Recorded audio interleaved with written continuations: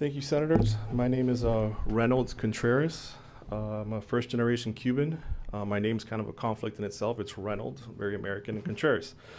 So when my parents came here from Cuba, they came here to be Americans. You know, they came here for the Declaration of Independence and everything that this country stands for. Not to go into the Declaration of Independence, but anyone watching, I definitely urge you to go ahead and read it. You know, I find myself, you know, talking about unalienable rights and life, liberty, and pursuit of happiness, that to secure these rights, governments are instituted among men, deriving their just powers for the consent of the governed, that whenever any form of government becomes destructive of these ends, it is the right of the people to alter or abolish it. And going back to my parents, they're both Cuban. My mother was the first Cuban officer Cuba ever had. My father was an officer. When they went to Europe, they escaped when they were in the Merchant Marines. Jimmy Carter gave them political asylum for them to come here. I was born in Jersey, pretty close to Senator Torres. I've been speaking with his office very closely, as well as Senator Lauren Brooks. The reason I'm here today is because of DeSantis' own words in February of 2019, where he says that there's no accountability when it comes to guardianship. You know, this is what he says. This is before COVID happened. You know, this was mainstream news. And there were so many horrible cases with professional guardians that have nothing to do with Alzheimer's. Mr. Contreras, one question. Sure. Does it have something to do with the confirmation? Yes, I'll be quick. Well, exactly. I'll be very quick. So in that article, DeSantis goes into detail that no matter how many complaints are being sent to the OPPG's office, there's no accountability, no one's getting in trouble. At that point in time, everyone in Tallahassee resigned from the Elders Affairs office, and Richard Prudom took over. And now he's leaving 2 years later. Now, there's lots of people in Florida that are really worried about what's happening to our seniors. That's why that task force was created, that I attended many of them. That Ken Burke, the clerk of court from Pinellas, has really been amazing in what he's accomplished, where we're passing new bills as far as transparency and so forth to find out how many people are caught up in these guardianships. For example, in Florida, an 18-year-old can have 1 million American citizens under their control. There's no limit. And I say 18-year-old because all you do is take a 40-hour course to become a guardian. So DeSantis, you know, this was all over the news, and, you know, he put Richard Prudom in charge, and he only attended one guardianship task force meeting. And this morning I was on the call with many of the leadership of that guardianship task force, and they were very upset with Richard Prudom that he never showed up to any of these meetings. And these were very important meetings. And I understand we have someone new that's willing to take over that job, but has anyone here actually looked at her resume? I mean, do all of you have a copy of her resume? Because most of it is PR. It's not legal, it's not medical. This isn't about Alzheimer's. This is about protecting American civil rights being taken away by predatory guardianships, attorneys, and judges. Senator Torres recently did a great discussion where he was protecting the parents because their kids were being taken away, and he was talking about how the judges must be drinking the water.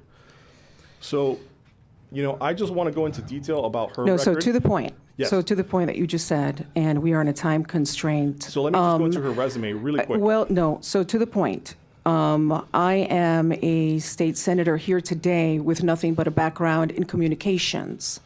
But that doesn't take from the fact that I worked my tail off to get to know the system. Sometimes titles and resumes and education doesn't give you the passion and the drive. 100%. But once again, to the point of the confirmation today. That's exactly. What I'm talking about. All right. So for the last 8 years, she was the vice president of public policy on Alzheimer's, right? Before that, she was working at a water park in Jacksonville. I'm from Jacksonville. That water park is currently being closed down. It's being sold, demolished, and being built with apartments. I don't think that we're here. I don't think that we're here. No, but I don't think that we're here today for that. I think that if there, I think that as you know, we want to make sure that there's all types of transparency. But to the point today of the confirmation, you agree, you disagree. I don't think that this is the place. I don't think this is the place. I think people should have a right to look at her resume. You do, and you have. And you should all look at it and see that this isn't the qualifications that our seniors deserve in America. But it was a decision that was made. By the governor. But by the governor, and we're moving forward. And we have the choice. Look at her resume. And if we don't like what she's doing, we will find someone else in the future. I don't think it's that easy to change. Okay. I'm just saying you guys have a choice as a boss. Look at their resume. Does this fit the bill for someone that's going to protect our seniors in Florida? Is this someone who's gone to the Florida bar? For example, she had a meeting with the Guardianship Task Force in Tallahassee. They were here. They canceled the meeting she canceled the meeting with them. They came all this way to Tallahassee to meet with her. She canceled it. She hasn't met once with the Guardianship Task Force that all of them spent their own time and money to travel to be a part of. So this is just going to be another PR move. Okay, thank you, Mr. Contreras, for that. So, to the point, anybody want to make any comments after that? Anyway, that's, well, it's one of the wonderful things that we practice here is transparency, zero censorship, but to the point of that, I am here today, and I think that I have accomplished the million things that I've accomplished because of the passion and the drive that I have. I think that if things don't get done, things get changed, and we continue to move on. To the point, I don't think there's anyone here, anyone in this room that doesn't agree that we are all passionate about our elders and our seniors, and we will continue to do what's right. Everything is a work in progress moving forward. And with that said, is there a motion to recommend confirmation? I'd like to make a motion if I could at this Now you're time. late. Yeah, thank you very much to confirm Michelle Branham as the Secretary of Elderly Affairs. Thank you, Senator Broder. Senator Broder moves to recommend confirmation of Michelle Brunham as Secretary of the Department of Elder Affairs. Nikki, please call the roll. Chair Garcia, Yes. Vice Chair Book, Chair Albritton, I'm sorry, Senator Albritton. Vice Chair. I do apologize.